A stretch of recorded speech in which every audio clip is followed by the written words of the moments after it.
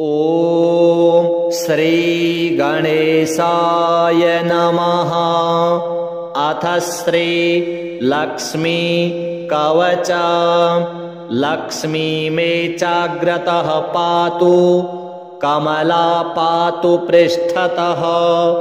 नारायणी शीर्षदेशे, सर्वांगे श्रीस्वरूपिणी।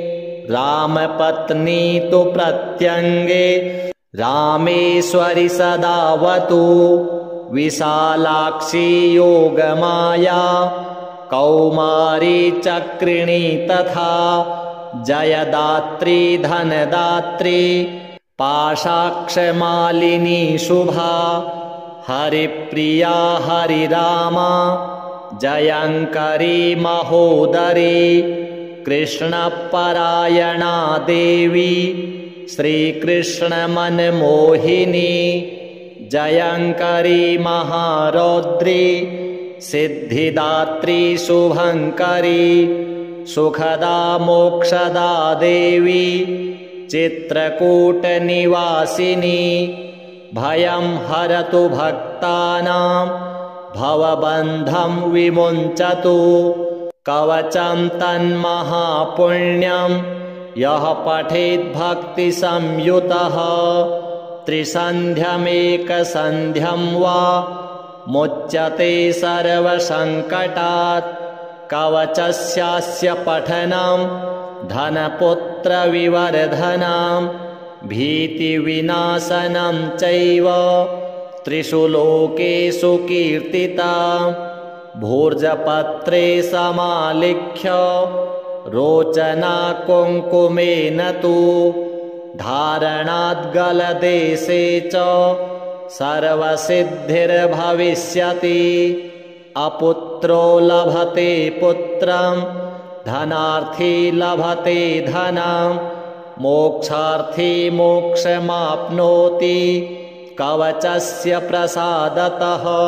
गर्भिणी लभते पुत्रं, वन्ध्या च गर्भिणी भवेत्।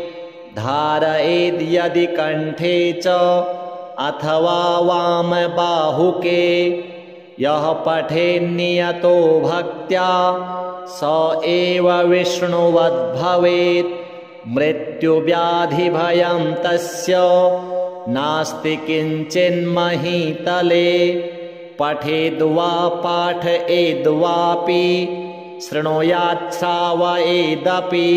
सर्वपापविमुक्तस्तु, लभते परमां गतिं।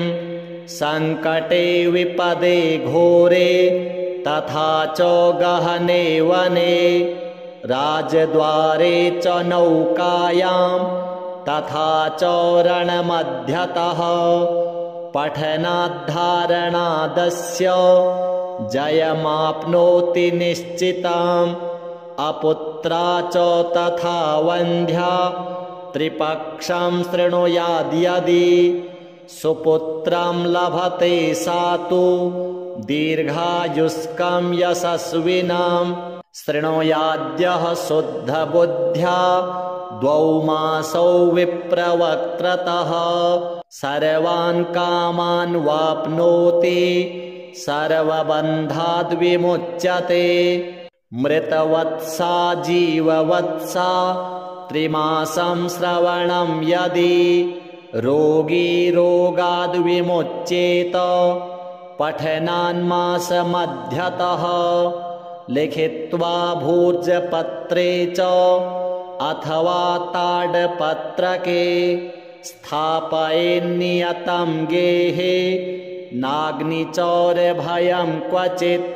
शृणुयाद्धारयेद्वापि, पठेद्वा पाठयेदपि। यः पुमान् सततं तस्मिन्, प्रसन्नाः सर्वदेवताः। बहुना किमिहोक्तेन, सर्वजीवेश्वरेश्वरी। आद्याशक्तिः सदा लक्ष्मीर्भक्तानुग्रहकारिणी। धारके पाठके चैव, निश्चला निवसे ध्रुवम्। श्रीलक्ष्म्यार्पणमस्तु। लक्ष्मी मे चाग्रतः पातु, कमला पातु पृष्ठतः। नारायणी शीर्षदेशे, सर्वाङ्गे श्रीस्वरूपिणी। रामपत्नी तु प्रत्यङ्गे, रामेश्वरि सदावतु। विशालाक्षी योगमाया, कौमारी चक्रिणी तथा। जयदात्री धनदात्री, पाशाक्षमालिनी शुभा। हरिप्रिया हरिरामा, जयङ्करी महोदरी। कृष्णपरायणा देवी, श्रीकृष्णमनमोहिनी। जयङ्करी महारौद्री, सिद्धिदात्री शुभङ्करी। सुखदा मोक्षदा देवी, चित्रकूटनिवासिनी। भयं हरतु भक्तानां, भवबन्धं विमुञ्चतु। कवचं तन्महापुण्यं, यः पठेद्भक्तिसंयुतः। त्रिसन्ध्यमेकसन्ध्यं वा, मुच्यते सर्वसङ्कटात्। कवचस्यास्य पठनं, धनपुत्रविवर्धनं। भीतिविनाशनं चैव, त्रिषु लोकेषु कीर्तिता। भूर्जपत्रे समालिख्य, रोचना कुङ्कुमेन तु। धारणाद्गलदेशे च, सर्वसिद्धिर्भविष्यति। अपुत्रो लभते पुत्रं, धनार्थी लभते धनं। मोक्षार्थी मोक्षमाप्नोति, कवचस्य प्रसादतः। गर्भिणी लभते पुत्रं, वन्ध्या च गर्भिणी भवेत्। धारयेद् यदि कण्ठे च, अथवा वामबाहुके। यः पठेन्नियतो भक्त्या, स एव विष्णुवद्भवेत्। मृत्युव्याधिभयं तस्य, नास्ति किञ्चिन्महीतले। पठेद्वा पाठयेद्वापि, शृणुयात् श्रावयेदपि। सर्वपापविमुक्तस्तु, लभते परमां गतिं। सङ्कटे विपदे घोरे, तथा च गहने वने। राजद्वारे च नौकायां, तथा च रणमध्यतः। पठनाद्धारणादस्य, जयमाप्नोति निश्चितम्। अपुत्रा च तथा वन्ध्या, त्रिपक्षं शृणुयाद्यदि। सुपुत्रं लभते सा तु, दीर्घायुष्कं यशस्विनं। शृणुयाद्यः शुद्धबुद्ध्या, 2 मासौ विप्रवक्त्रतः। सर्वान् कामान् वाप्नोति, सर्वबन्धाद् विमुच्यते। मृतवत्सा जीववत्सा, 3 मासं श्रवणं यदि। रोगी रोगाद् विमुच्येत, पठनान्मासमध्यतः। लिखित्वा भूर्जपत्रे च, अथवा ताडपत्रके।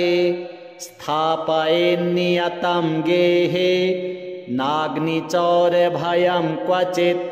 शृणुयाद्धारयेद्वापि, पठेद्वा पाठयेदपि। यः पुमान् सततं तस्मिन्, प्रसन्नाः सर्वदेवताः। बहुना किमिहोक्तेन, सर्वजीवेश्वरेश्वरी। आद्याशक्तिः सदा लक्ष्मीर्भक्तानुग्रहकारिणी। धारके पाठके चैव, निश्चला निवसे ध्रुवम्। श्रीलक्ष्म्यार्पणमस्तु। लक्ष्मी मे चाग्रतः पातु, कमला पातु पृष्ठतः। नारायणी शीर्षदेशे सर्वांगे श्रीस्वरूपिणी। रामपत्नी तु प्रत्यंगे रामेश्वरी सदावतु। विशालाक्षी योगमाया कौमारी चक्रिणी तथा। जयदात्री धनदात्री पाशाक्षमालिनी शुभा। हरिप्रिया हरिरामा जयंकरी महोदरी। कृष्णपरायणा देवी श्रीकृष्णमनमोहिनी। जयंकरी महारौद्री सिद्धिदात्री शुभंकरी। सुखदा मोक्षदा देवी चित्रकूटनिवासिनी। भयं हरतु भक्तानां भवबन्धं विमुञ्चतु। कवचं तन्महापुण्यं यः पठेत् भक्तिसंयुतः। त्रिसन्ध्यमेकसन्ध्यं वा मुच्यते सर्वसङ्कटात्। कवचस्यास्य पठनं धनपुत्रविवर्धनं। भीतिविनाशनं चैव त्रिषु लोकेषु कीर्तिता। भूर्जपत्रे समालिख्य रोचना कुङ्कुमेन तु। धारणाद्गलदेशे च सर्वसिद्धिर्भविष्यति। अपुत्रो लभते पुत्रं धनार्थी लभते धनं। मोक्षार्थी मोक्षमाप्नोति कवचस्य प्रसादतः। गर्भिणी लभते पुत्रं वन्ध्या च गर्भिणी भवेत्। धारयेद् यदि कण्ठे च अथवा वामबाहुके। यः पठेन्नियतो भक्त्या स एव विष्णुवद्भवेत्। मृत्युव्याधिभयं तस्य नास्ति किञ्चिन्महीतले। पठेद्वा पाठयेद्वापि शृणुयात् श्रावयेदपि। सर्वपापविमुक्तस्तु लभते परमां गतिं। संकटे विपदे घोरे तथा च गहने वने। राजद्वारे च नौकायां तथा च रणमध्यतः। पठनाद्धारणादस्य जयमाप्नोति निश्चितम्। अपुत्रा च तथा वन्ध्या त्रिपक्षं शृणुयाद्यदि। सुपुत्रं लभते सा तु दीर्घायुष्कं यशस्विनं। शृणुयाद्यः शुद्धबुद्ध्या द्वौ मासौ विप्रवक्त्रतः। सर्वान् कामान् वाप्नोति सर्वबन्धाद् विमुच्यते। मृतवत्सा जीववत्सा त्रिमासं श्रवणं यदि। रोगी रोगाद् विमुच्येत पठनान्मासमध्यतः। लिखित्वा भूर्जपत्रे च अथवा ताडपत्रके। स्थापयेन्नियतं गेहे नाग्निचौरभयं क्वचित्। शृणुयाद्धारयेद्वापि पठेद्वा पाठयेदपि। यः पुमान् सततं तस्मिन् प्रसन्नाः सर्वदेवताः। बहुना किमिहोक्तेन सर्वजीवेश्वरेश्वरी। आद्याशक्तिः सदा लक्ष्मीर्भक्तानुग्रहकारिणी। धारके पाठके चैव निश्चला निवसे ध्रुवम्। श्रीलक्ष्म्यार्पणमस्तु। लक्ष्मी मे चाग्रतः पातु कमला पातु पृष्ठतः। नारायणी शीर्षदेशे सर्वाङ्गे श्रीस्वरूपिणी रामपत्नी तु प्रत्यङ्गे रामेश्वरि सदावतु विशालाक्षी योगमाया कौमारी चक्रिणी तथा जयदात्री धनदात्री पाशाक्षमालिनी शुभा हरिप्रिया हरिरामा जयङ्करी महोदरी कृष्णपरायणा देवी श्रीकृष्णमनमोहिनी जयङ्करी महारौद्री सिद्धिदात्री शुभङ्करी सुखदा मोक्षदा देवी चित्रकूटनिवासिनी भयं हरतु भक्तानां भवबन्धं विमुञ्चतु कवचं तन्महापुण्यं यः पठेद्भक्तिसंयुतः त्रिसन्ध्यमेकसन्ध्यं वा मुच्यते सर्वसङ्कटात् कवचस्यास्य पठनं धनपुत्रविवर्धनं भीतिविनाशनं चैव त्रिषु लोकेषु कीर्तिता भूर्जपत्रे समालिख्य रोचना कुङ्कुमेन तु धारणाद्गलदेशे च सर्वसिद्धिर्भविष्यति अपुत्रो लभते पुत्रं धनार्थी लभते धनं मोक्षार्थी मोक्षमाप्नोति कवचस्य प्रसादतः गर्भिणी लभते पुत्रं वन्ध्या च गर्भिणी भवेत् धारयेद् यदि कण्ठे च अथवा वामबाहुके यः पठेन्नियतो भक्त्या स एव विष्णुवद्भवेत् मृत्युव्याधिभयं तस्य नास्ति किञ्चिन्महीतले पठेद्वा पाठयेद्वापि शृणुयात् श्रावयेदपि सर्वपापविमुक्तस्तु लभते परमां गतिं सङ्कटे विपदे घोरे तथा च गहने वने राजद्वारे च नौकायां तथा च रणमध्यतः पठनाद्धारणादस्य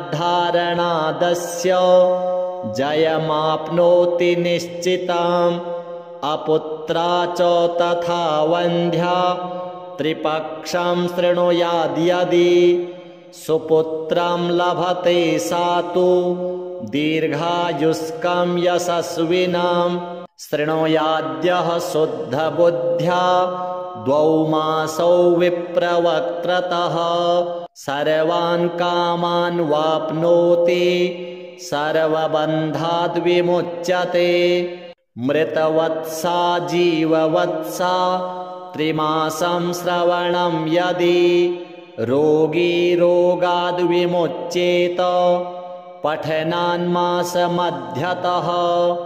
लिखित्वा भूर्जपत्रे च अथवा ताडपत्रके स्थापयेन्नियतं गेहे नाग्निचौरभयं क्वचित् शृणुयाद्धारयेद्वापि पठेद्वा पाठयेदपि यः पुमान् सततं तस्मिन् प्रसन्नाः सर्वदेवताः बहुना किमिहोक्तेन सर्वजीवेश्वरेश्वरी आद्याशक्तिः सदा लक्ष्मीर्भक्तानुग्रहकारिणी धारके पाठके चैव निश्चला निवसे ध्रुवम् श्रीलक्ष्म्यार्पणमस्तु।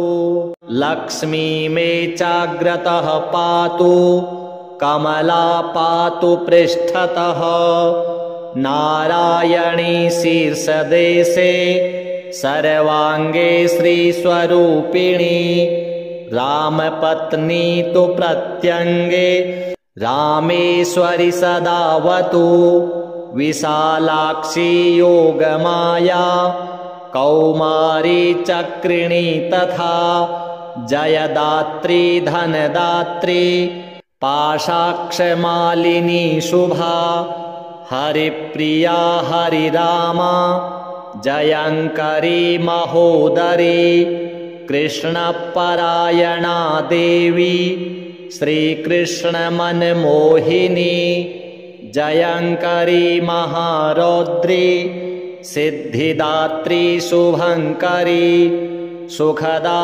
मोक्षदा देवी चित्रकूटनिवासिनी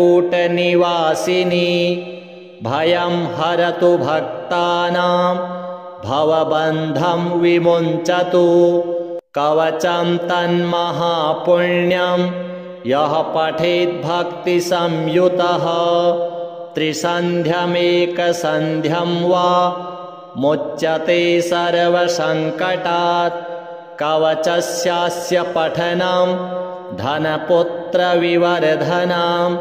भीतिविनाशनं चैव त्रिषु लोकेषु कीर्तितं भूर्जपत्रे समालिख्य रोचना कुङ्कुमेन तु धारणाद्गलदेशे च सर्वसिद्धिर्भविष्यति अपुत्रो लभते पुत्रं धनार्थी लभते धनं मोक्षार्थी मोक्षमाप्नोति कवचस्य प्रसादतः गर्भिणी लभते पुत्रं वन्ध्या च गर्भिणी भवेत् धारयेद् यदि कण्ठे च अथवा वामबाहुके यः पठेन्नियतो भक्त्या स एव विष्णुवद्भवेत् मृत्युव्याधिभयं तस्य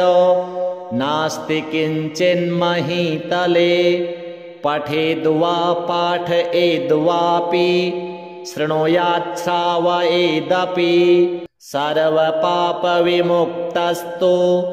लभते परमां गतिं सङ्कटे विपदे घोरे तथा च गहने वने राजद्वारे च नौकायां तथा च रणमध्यतः पठनाद्धारणादस्य जयमाप्नोति निश्चितम् अपुत्रा च तथा वन्ध्या त्रिपक्षं शृणुयाद्यदि सुपुत्रं लभते सा तु दीर्घायुष्कं यशस्विनां शृणुयाद्यः शुद्धबुद्ध्या 2 मासौ विप्रवक्त्रतः सर्वान् कामान् वाप्नोति सर्वबन्धाद् विमुच्यते मृतवत्सा जीववत्सा 3 मासं श्रवणं यदि रोगी रोगाद् विमुच्येत पठनान्मासमध्यतः लिखित्वा भूर्जपत्रे च अथवा ताडपत्रके स्थापयेन्नियतं गेहे नाग्निचौरभयं क्वचित् शृणुयाद्धारयेद्वापि पठेद्वा पाठयेदपि यः पुमान् सततं तस्मिन् प्रसन्नाः सर्वदेवताः बहुना किमिहोक्तेन सर्वजीवेश्वरेश्वरी आद्याशक्तिः सदा लक्ष्मीर्भक्तानुग्रहकारिणी धारके पाठके चैव निश्चला निवसे ध्रुवम् श्रीलक्ष्म्यार्पणमस्तु।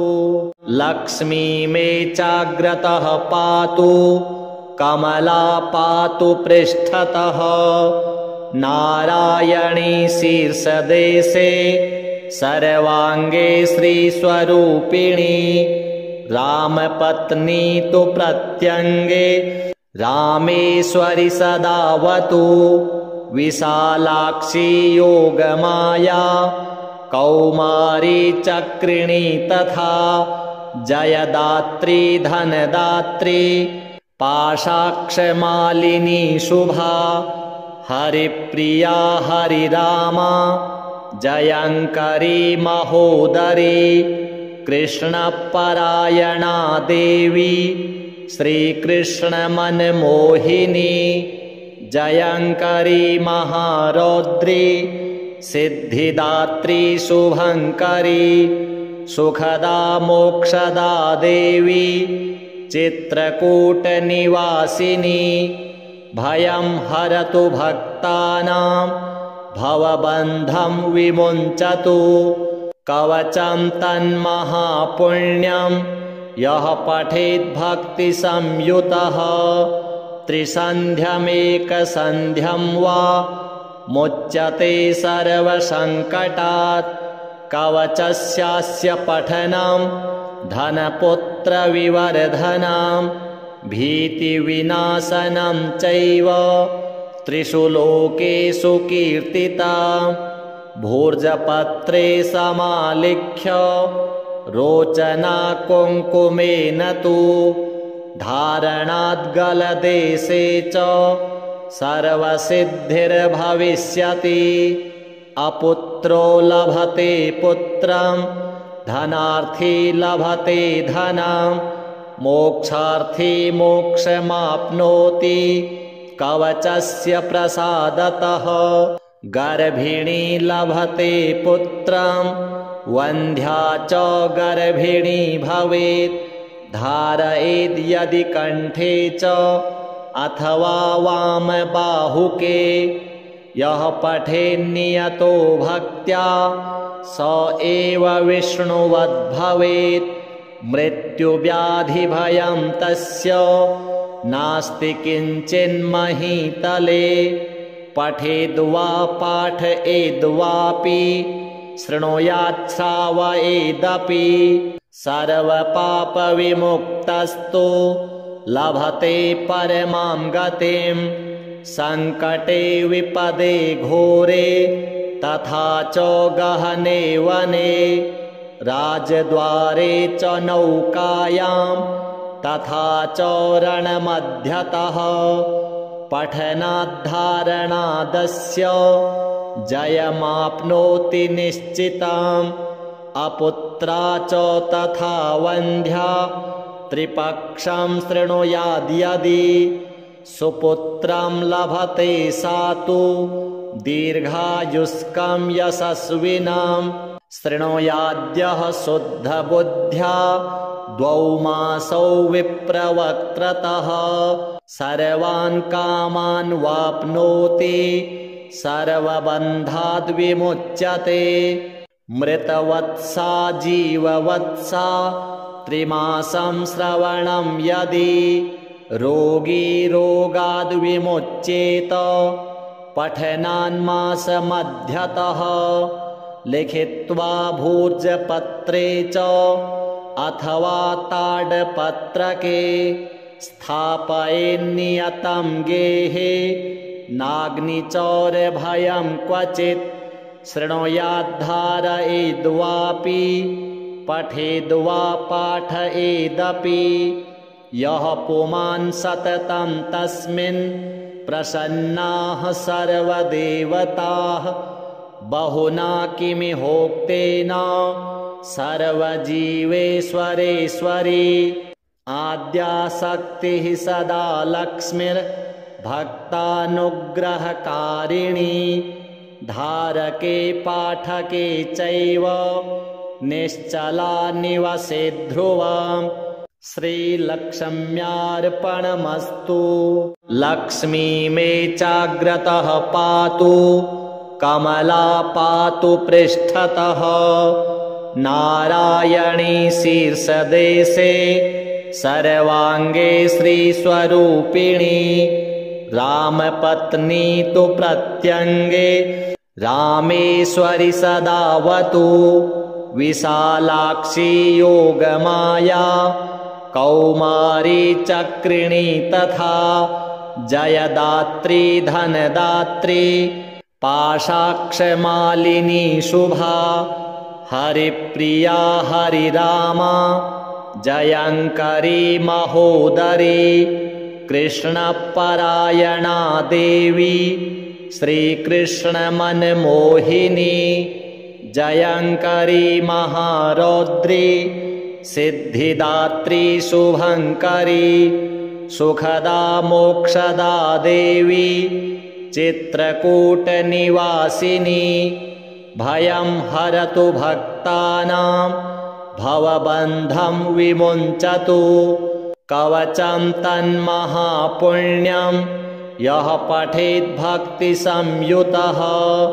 त्रिसन्ध्यमेकसन्ध्यं वा मुच्यते सर्वसङ्कटात् कवचस्यास्य पठनं धनपुत्रविवर्धनं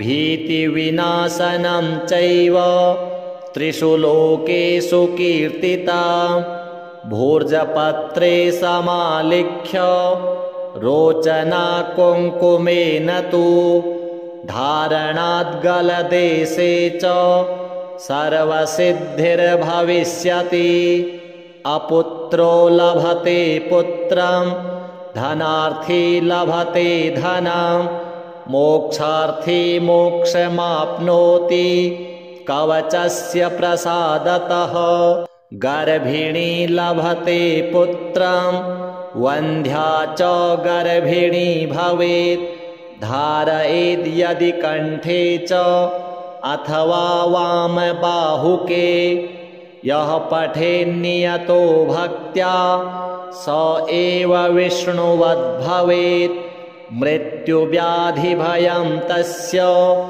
नास्ति किञ्चिन्महीतले पठेद्वा पाठयेद्वापि शृणुयात् श्रावयेदपि सर्वपापविमुक्तस्तु लभते परमां गतिं सङ्कटे विपदे घोरे तथा च गहने वने राजद्वारे च नौकायां तथा च रणमध्यतः पठनाद्धारणादस्य जयमाप्नोति निश्चिताम् अपुत्रा च तथा वन्ध्या त्रिपक्षं शृणुयाद्यदि सुपुत्रं लभते सा तु दीर्घायुष्कं यशस्विनां शृणुयाद्यः शुद्धबुद्ध्या 2 मासौ विप्रवक्त्रतः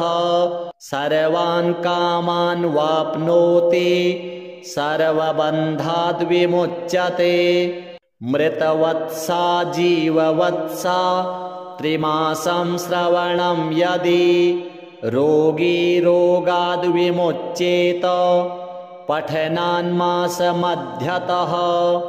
लिखित्वा भूर्जपत्रे च अथवा ताडपत्रके स्थापयेन्नियतं गेहे नाग्निचौरभयं क्वचित् शृणुयाद्धारयेद्वापि पठेद्वा पाठयेदपि यः पुमान् सततं तस्मिन् प्रसन्नाः सर्वदेवताः बहुना किमिहोक्तेन सर्वजीवेश्वरेश्वरी आद्याशक्तिः सदा लक्ष्मीर्भक्तानुग्रहकारिणी धारके पाठके चैव निश्चला निवसे ध्रुवम् श्रीलक्ष्म्यार्पणमस्तु लक्ष्मी मे चाग्रतः पातु कमला पातु पृष्ठतः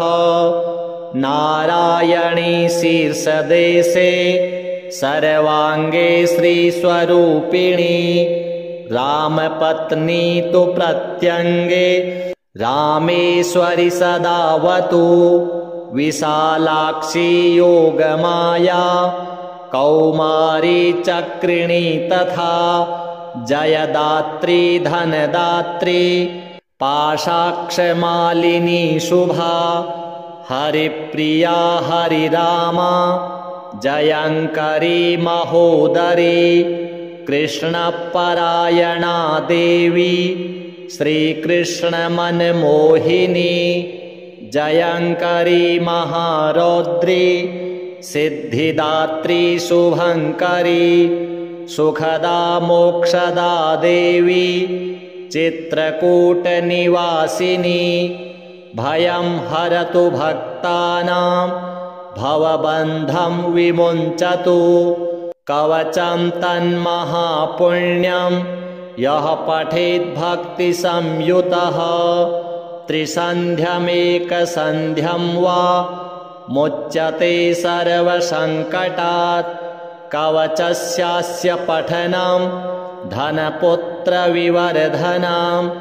भीतिविनाशनं चैव त्रिषु लोकेषु कीर्तिता भूर्जपत्रे समालिख्य रोचना कुङ्कुमेन तु धारणाद्गलदेशे च सर्वसिद्धिर्भविष्यति अपुत्रो लभते पुत्रं धनार्थी लभते धनं मोक्षार्थी मोक्षमाप्नोति कवचस्य प्रसादतः गर्भिणी लभते पुत्रं वन्ध्या च गर्भिणी भवेत् धारयेद् यदि कण्ठे च अथवा वामबाहुके यः पठेन्नियतो भक्त्या स एव विष्णुवद्भवेत् मृत्युव्याधिभयं तस्य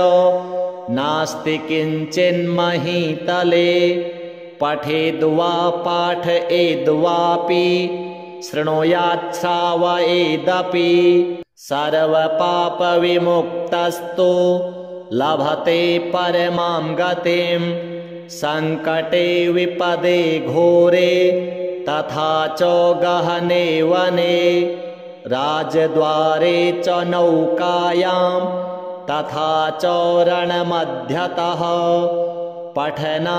पठनाद्धारणादस्य जयमाप्नोति निश्चितम् अपुत्रा च तथा वन्ध्या त्रिपक्षं शृणुयाद्यदि सुपुत्रं लभते सा तु दीर्घायुष्कं यशस्विनां शृणुयाद्यः शुद्धबुद्ध्या 2 मासौ विप्रवक्त्रतः सर्वान् कामान् वाप्नोति सर्वबन्धाद् विमुच्यते मृतवत्सा जीववत्सा 3 मासं श्रवणं यदि रोगी रोगाद् विमुच्येत पठनान्मासमध्यतः लिखित्वा भूर्जपत्रे च अथवा ताडपत्रके स्थापयेन्नियतं गेहे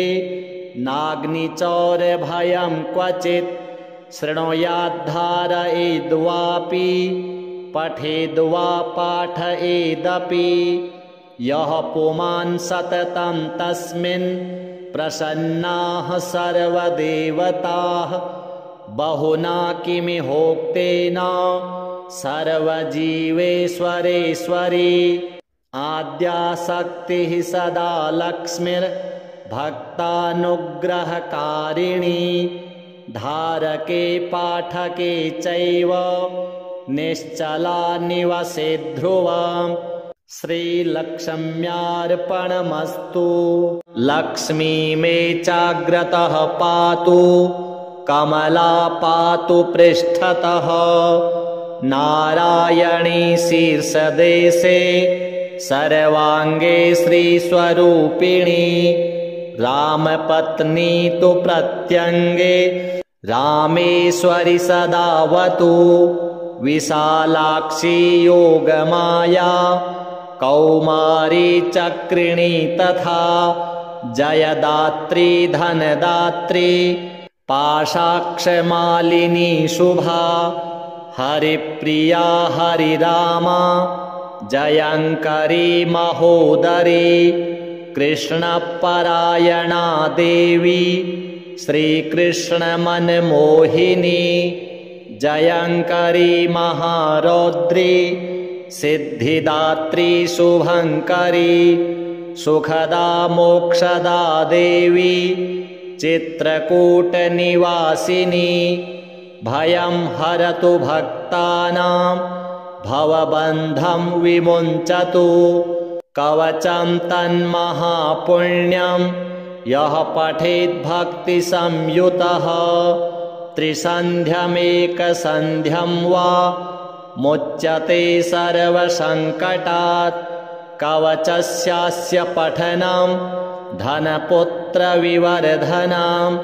भीतिविनाशनं चैव त्रिषु लोकेषु कीर्तितं भूर्जपत्रे समालिख्य रोचना कुङ्कुमेन तु धारणाद्गलदेशे च सर्वसिद्धिर्भविष्यति अपुत्रो लभते पुत्रं धनार्थी लभते धनं मोक्षार्थी मोक्षमाप्नोति कवचस्य प्रसादतः गर्भिणी लभते पुत्रं वन्ध्या च गर्भिणी भवेत् धारयेद् यदि कण्ठे च अथवा वामबाहुके यः पठेन्नियतो भक्त्या स एव विष्णुवद्भवेत् मृत्युव्याधिभयं तस्य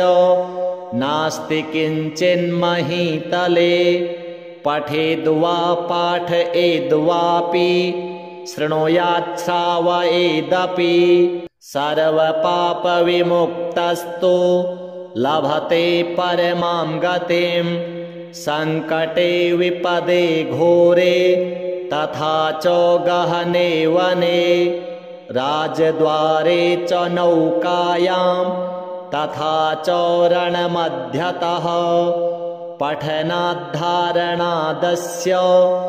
जयमाप्नोति निश्चितम् अपुत्रा च तथा वन्ध्या त्रिपक्षं शृणुयाद्यदि सुपुत्रं लभते सा तु दीर्घायुष्कं यशस्विनां शृणुयाद्यः शुद्धबुद्ध्या 2 मासौ विप्रवक्त्रतः सर्वान् कामान् वाप्नोति सर्वबन्धाद् विमुच्यते मृतवत्सा जीववत्सा 3 मासं श्रवणं यदि रोगी रोगाद् विमुच्येत पठनान्मासमध्यतः लिखित्वा भूर्जपत्रे च अथवा ताडपत्रके स्थापयेन्नियतं गेहे नाग्निचौरभयं क्वचित् शृणुयाद्धारयेद्वापि पठेद्वा पाठयेदपि यः पुमान् सततं तस्मिन् प्रसन्नाः सर्वदेवताः बहुना किमिहोक्तेन सर्वजीवेश्वरेश्वरी आद्याशक्तिः सदा लक्ष्मीर्भक्तानुग्रहकारिणी धारके पाठके चैव निश्चला निवसे ध्रुवम् श्रीलक्ष्म्यार्पणमस्तु। लक्ष्मी मे चाग्रतः पातु कमला पातु पृष्ठतः नारायणी शीर्षदेशे सर्वांगे श्रीस्वरूपिणी रामपत्नी तु प्रत्यंगे रामेश्वरी सदावतु विशालाक्षी योगमाया कौमारी चक्रिणी तथा जयदात्री धनदात्री पाशाक्षमालिनी शुभा हरिप्रिया हरिरामा जयंकरी महोदरी कृष्णपरायणा देवी श्रीकृष्णमनमोहिनी जयंकरी महारौद्री सिद्धिदात्री शुभंकरी सुखदा मोक्षदा देवी चित्रकूटनिवासिनी भयं हरतु भक्तानां भवबन्धं विमुञ्चतु कवचं तन्महापुण्यं यः पठेद्भक्तिसंयुतः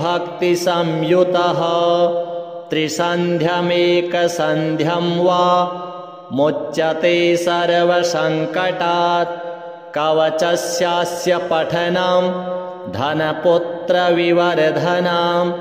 भीतिविनाशनं चैव त्रिषु लोकेषु कीर्तिता भूर्जपत्रे समालिख्य रोचना कुङ्कुमेन तु धारणाद्गलदेशे च सर्वसिद्धिर्भविष्यति अपुत्रो लभते पुत्रं धनार्थी लभते धनं मोक्षार्थी मोक्षमाप्नोति कवचस्य प्रसादतः गर्भिणी लभते पुत्रं वन्ध्या च गर्भिणी भवेत् धारयेद् यदि कण्ठे च अथवा वामबाहुके यः पठेन्नियतो भक्त्या स एव विष्णुवद्भवेत् मृत्युव्याधिभयं तस्य नास्ति किञ्चिन्महीतले पठेद्वा पाठयेद्वापि शृणुयात् श्रावयेदपि सर्वपापविमुक्तस्तु लभते परमां गतिं सङ्कटे विपदे घोरे तथा च गहने वने राजद्वारे च नौकायां तथा च रणमध्यतः पठनाद्धारणादस्य जयमाप्नोति निश्चितम् अपुत्रा च तथा वन्ध्या त्रिपक्षं शृणुयाद्यदि सुपुत्रं लभते सा तु दीर्घायुष्कं यशस्विनां शृणुयाद्यः शुद्धबुद्ध्या 2 मासौ विप्रवक्त्रतः सर्वान् कामान् वाप्नोति सर्वबन्धाद् विमुच्यते मृतवत्सा जीववत्सा 3 मासं श्रवणं यदि रोगी रोगाद् विमुच्येत पठनान्मासमध्यतः लिखित्वा भूर्जपत्रे च अथवा ताडपत्रके स्थापयेन्नियतं गेहे नाग्निचौरभयं क्वचित् शृणुयाद्धारयेद्वापि पठेद्वा पाठयेदपि यः पुमान् सततं तस्मिन् प्रसन्नाः सर्वदेवताः बहुना किमिहोक्तेन सर्वजीवेश्वरेश्वरी आद्याशक्तिः सदा लक्ष्मीर्भक्तानुग्रहकारिणी धारके पाठके चैव निश्चला निवसे ध्रुवम् श्रीलक्ष्म्यार्पणमस्तु लक्ष्मी मे चाग्रतः पातु कमला पातु पृष्ठतः नारायणी शीर्षदेशे सर्वाङ्गे श्रीस्वरूपिणी रामपत्नी तु प्रत्यङ्गे रामेश्वरि सदावतु विशालाक्षी योगमाया कौमारी चक्रिणी तथा जयदात्री धनदात्री पाशाक्षमालिनी शुभा हरिप्रिया हरिरामा जयङ्करी महोदरी कृष्णपरायणा देवी श्रीकृष्णमनमोहिनी जयङ्करी महारौद्री सिद्धिदात्री शुभङ्करी सुखदा मोक्षदा देवी चित्रकूटनिवासिनी भयं हरतु भक्तानां भवबन्धं विमुञ्चतु। कवचं तन्महापुण्यं यः पठेद्भक्तिसंयुतः त्रिसन्ध्यमेकसन्ध्यं वा मुच्यते सर्वसङ्कटात्। कवचस्यास्य पठनं धनपुत्रविवर्धनं भीतिविनाशनं चैव त्रिषु लोकेषु कीर्तिता। भूर्जपत्रे समालिख्य रोचना कुङ्कुमेन तु धारणाद्गलदेशे च सर्वसिद्धिर्भविष्यति। अपुत्रो लभते पुत्रं धनार्थी लभते धनं मोक्षार्थी मोक्षमाप्नोति कवचस्य प्रसादतः। गर्भिणी लभते पुत्रं वन्ध्या च गर्भिणी भवेत् धारयेद् यदि कण्ठे च अथवा वामबाहुके। यः पठेन्नियतो भक्त्या स एव विष्णुवद्भवेत्। मृत्युव्याधिभयं तस्य नास्ति किञ्चिन्महीतले। पठेद्वा पाठयेद्वापि शृणुयात् श्रावयेदपि सर्वपापविमुक्तस्तु लभते परमां गतिं। सङ्कटे विपदे घोरे तथा च गहने वने राजद्वारे च नौकायां तथा च रणमध्यतः। पठनाद्धारणादस्य जयमाप्नोति निश्चितम्। अपुत्रा च तथा वन्ध्या त्रिपक्षं शृणुयाद्यदि सुपुत्रं लभते सा तु दीर्घायुष्कं यशस्विनं। शृणुयाद्यः शुद्धबुद्ध्या 2 मासौ विप्रवक्त्रतः सर्वान् कामान् वाप्नोति सर्वबन्धाद् विमुच्यते। मृतवत्सा जीववत्सा 3 मासं श्रवणं यदि रोगी रोगाद् विमुच्येत पठनान्मासमध्यतः। लिखित्वा भूर्जपत्रे च अथवा ताडपत्रके स्थापयेन्नियतं गेहे नाग्निचौरभयं क्वचित्। शृणुयाद्धारयेद्वापि पठेद्वा पाठयेदपि। यः पुमान् सततं तस्मिन् प्रसन्नाः सर्वदेवताः। बहुना किमिहोक्तेन सर्वजीवेश्वरेश्वरी। आद्याशक्तिः सदा लक्ष्मीर्भक्तानुग्रहकारिणी। धारके पाठके चैव निश्चला निवसेत् ध्रुवम्। श्रीलक्ष्म्यार्पणमस्तु।